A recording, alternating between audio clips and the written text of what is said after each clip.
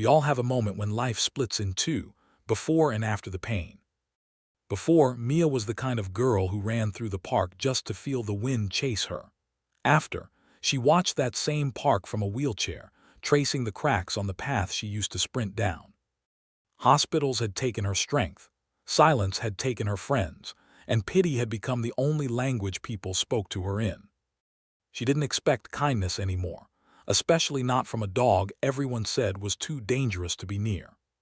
But when that scarred German shepherd stopped beside her, rested his head gently on her knees, and refused to move, everything in her world shifted. And from a distance, a man watched Jasonstatham, recognizing something he hadn't seen in a long time: two broken souls finding peace in each other. Before we continue, take a second to really look at this moment. A girl who'd stopped believing in anything good and a dog everyone else had given up on. It's the kind of scene that makes you wonder, maybe broken doesn't mean useless. Maybe it just means waiting to be understood. The stories we share aren't just about Jasonstatham or the characters you see, they're about people like us. About kindness, second chances, and moments that remind us what really matters. So if you enjoy these stories, stay tuned, because it's just getting started. The park was alive with noise, children laughing, dogs barking, joggers' sneakers hitting the pavement, all the sounds of life Mia used to take for granted. Now, they were background static, a world that moved around her but never quite touched her anymore. The wheels of her chair rolled over the gravel path with a faint crunch. Her mother followed a few steps behind, pretending to scroll through her phone, pretending she wasn't worried every second of every day. Mia had been in that chair for 11 months. 11 months since the accident. 11 months since the screaming tires, the shattering glass, the weightless silence that followed. They told her she was lucky to be alive. But it didn't feel like luck, not when every sunrise reminded her of what she'd lost. Her therapist said the park would help. Fresh air, routine, find something to look forward to. But looking forward felt like standing at the edge of a cliff with no bridge in sight. So she just came here because her mom needed to believe she was trying. Mia parked herself under the same oak tree she always did, where the path curved toward the lake. She'd watch the ducks float by and the world go on, pretending she didn't care that she wasn't part of it. Today, though, something felt different. The energy in the air shifted, that strange tension that happens just before chaos breaks loose. It started with shouting. Near the edge of the field, two handlers struggled to control a massive German shepherd, a retired K-9 from the local police unit. The kind of dog that used to chase down criminals and guard gates. But age and trauma had made him unpredictable. His name, someone yelled, was Titan. "Keep him back," one handler barked. "He's agitated again," another warned. Mia turned her head just in time to see the dog twist out of the man's grip. The leash snapped from the buckle, whipping through the air. Titan bolted, not in rage, but confusion, scanning the park like he was looking for something. Parents screamed, kids ran for the benches, people froze. But Mia didn't move, she couldn't. Her heart hammered as the dog sprinted closer, heavy paws thudding against the ground, muscles tight, eyes sharp. Someone yelled, "Wheel her away." But by then it was too late. Titan stopped. Right in front of her. Dust settled between them. The shepherd's chest heaved, his body trembling not from aggression but exhaustion. His fur was patchy around the neck, scars running deep like history carved into his skin. He looked like a soldier who'd seen too much.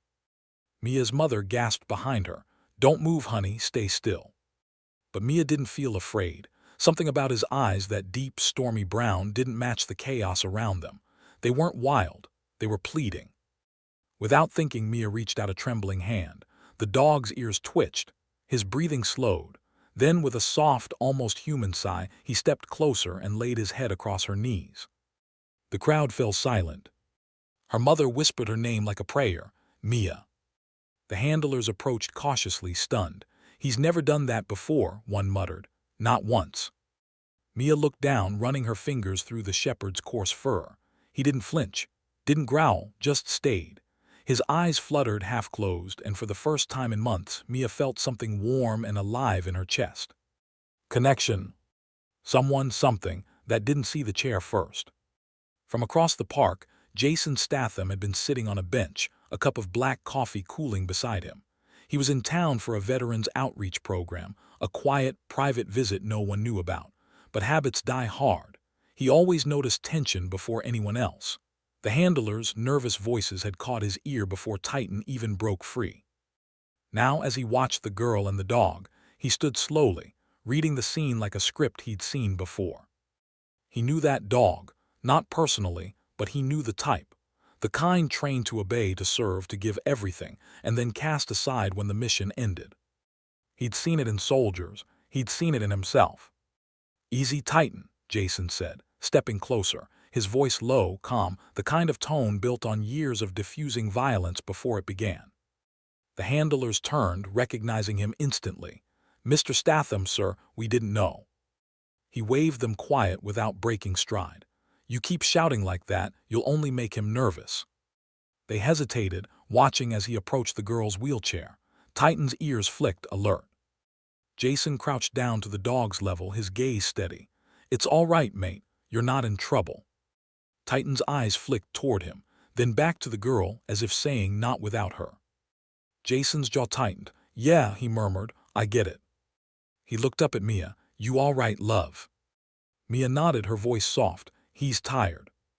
Jason smiled faintly. "That's a good word for it." The handlers started forward again, but Jason lifted a hand. "Let him stay a moment. He's made his choice." The crowd around them began to thin. The danger had passed, though no one could explain why.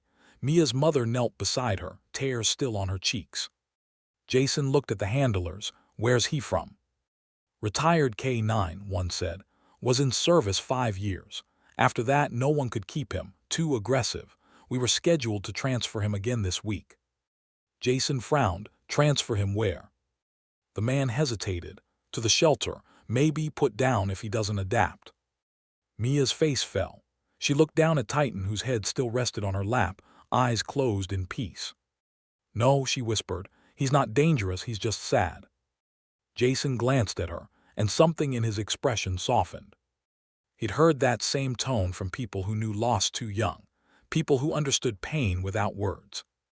"Maybe you're right," he said quietly.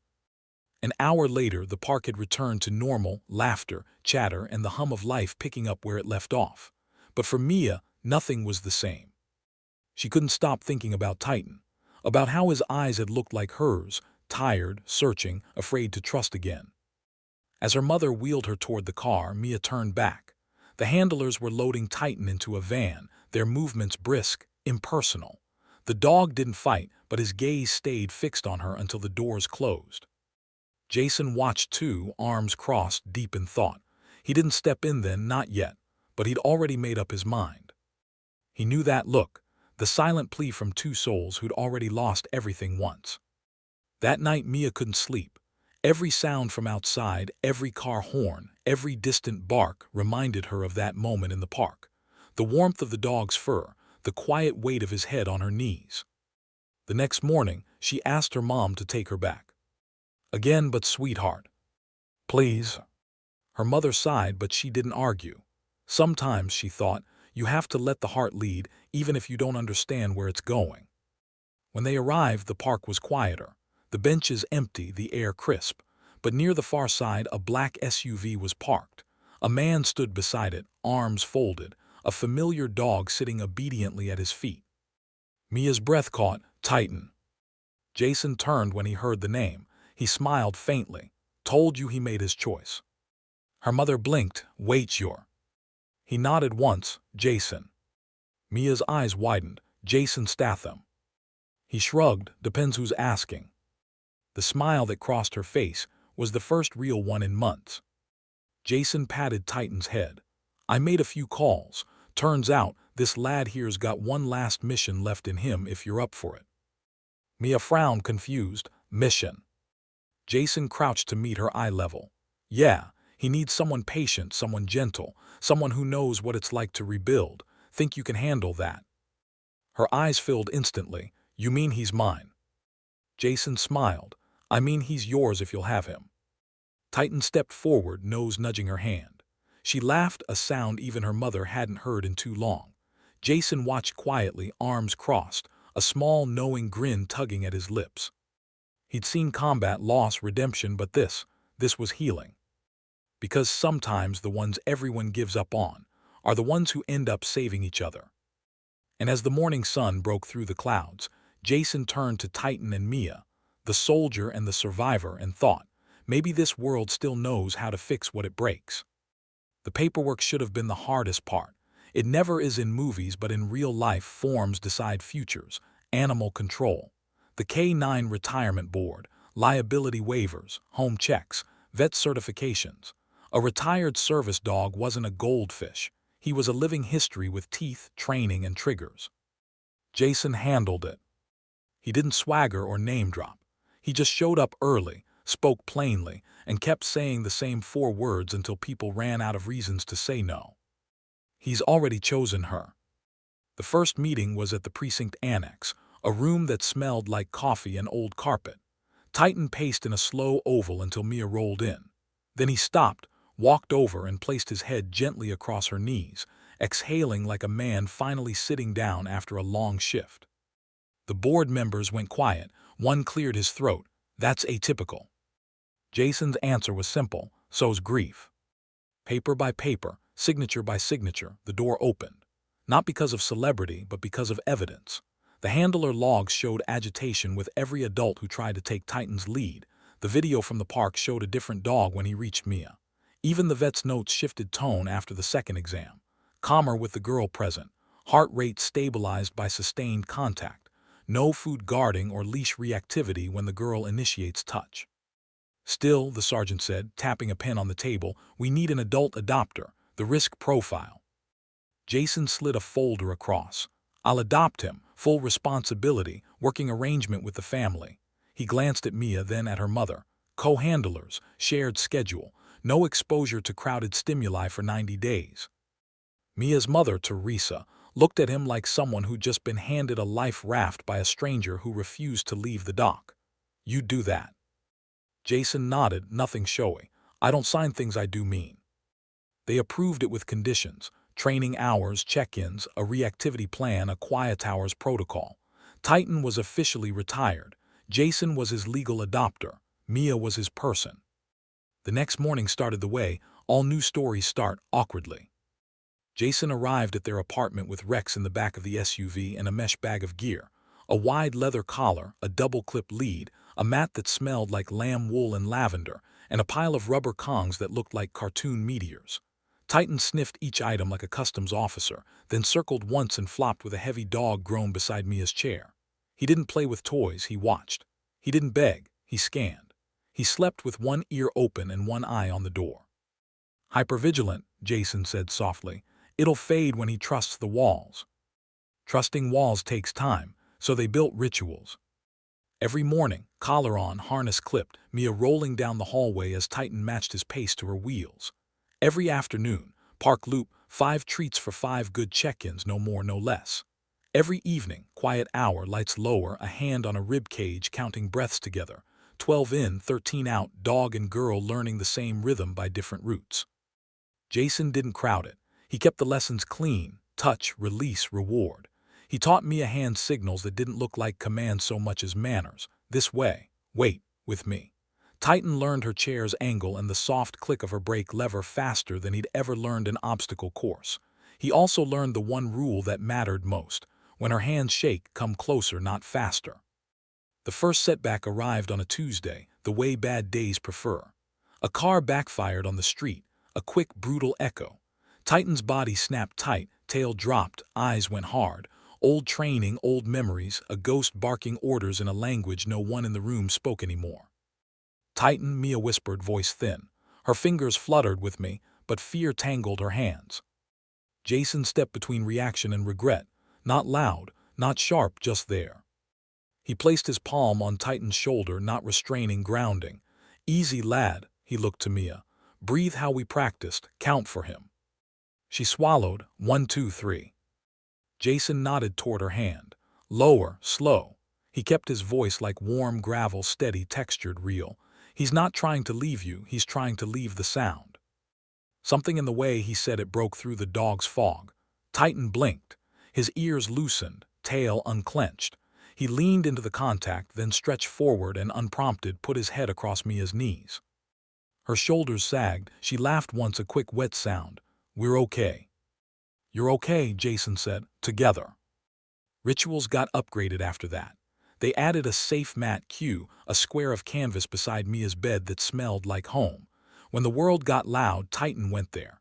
When Titan got small, Mia rolled closer. Two broken things building a room big enough to hold them both. The neighborhood learned new manners, too. Kids who used to rush every dog learned to ask, "Is he saying yes today?" Titan said yes more and more. Old men on the park bench started bringing pocket biscuits and stories. Teresa started sleeping through the night. Rex, for his part, accepted Titan like a colleague transferred from a rough precinct. No nonsense, just quiet mutual respect. On days when Titan stared too long at the door, Rex would pad over and do the oldest therapy any pack knows. Lie down, shoulder to shoulder, and pretend to nap until the new guy remembers how. 3 weeks in, Jason brought them somewhere new. A rehab gym tucked into the back of a community center. No mirrors, no motivational posters shouting at pain.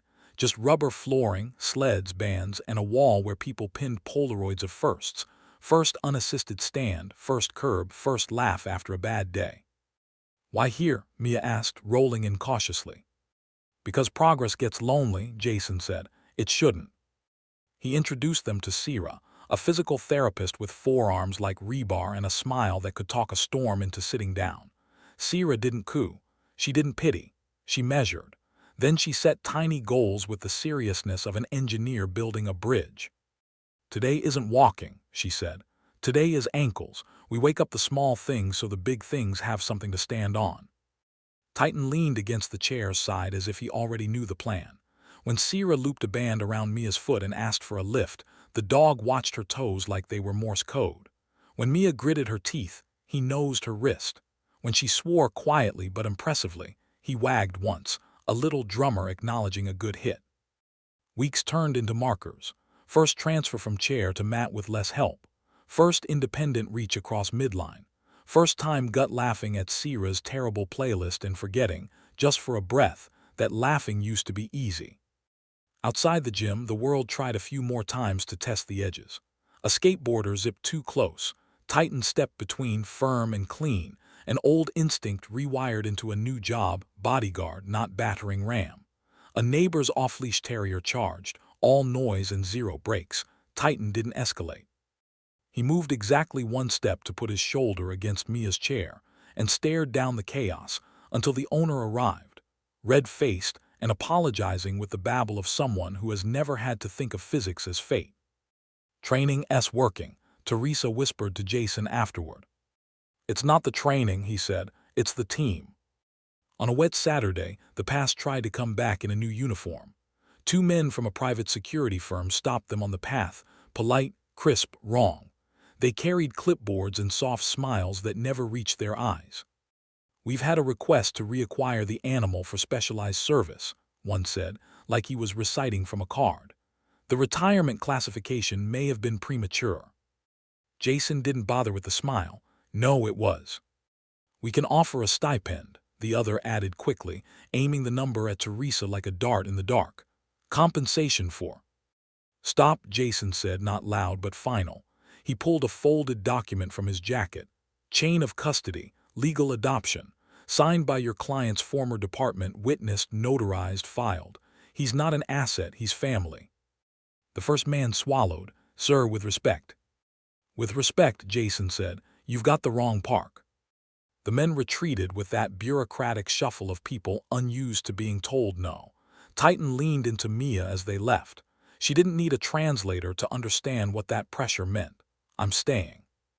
After that came the day everything felt new. Not movie new, not miracle new, earned new. Sira wheeled a parallel bar apparatus onto the gym floor and nodded to Jason.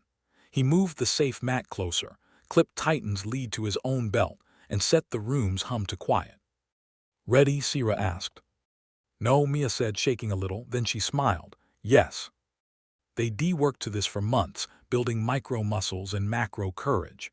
The goal wasn't a walk across a stage.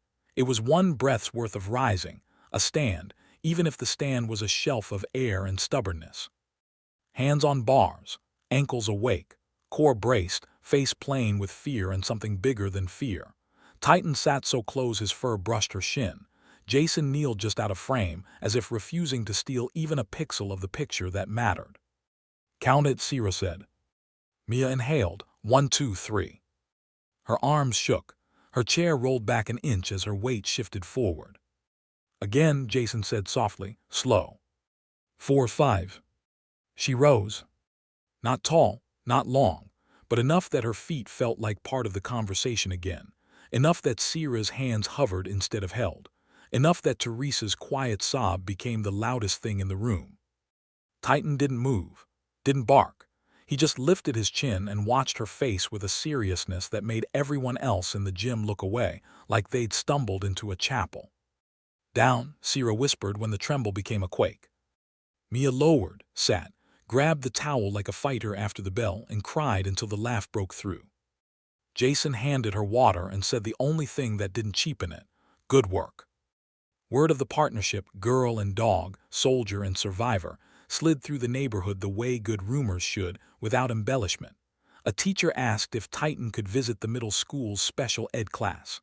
A diner offered to host a fundraiser for service dog retirements. The rehab gym put their Polaroid on the wall. First stand, team of 3. If you're paying attention, life gives you one scene to keep forever. Theirs arrived on a blue-skied morning at the park's small amphitheater, where the community center held a quiet ceremony for K-9 retirees. No crowd, no television trucks, just a semicircle of folding chairs and people who know the cost of usefulness. The sergeant who'd once tapped his pen now held the mic with both hands. "There's a word we use too often, hero," he said. "Dogs don't ask for it, they don't need it, they just need a job and a home." He looked at Titan. "You've got both." He gestured to Jason. "Today, we present formal retirement honors to Titan, K-9 417, and we acknowledge the adopter who took responsibility when it mattered."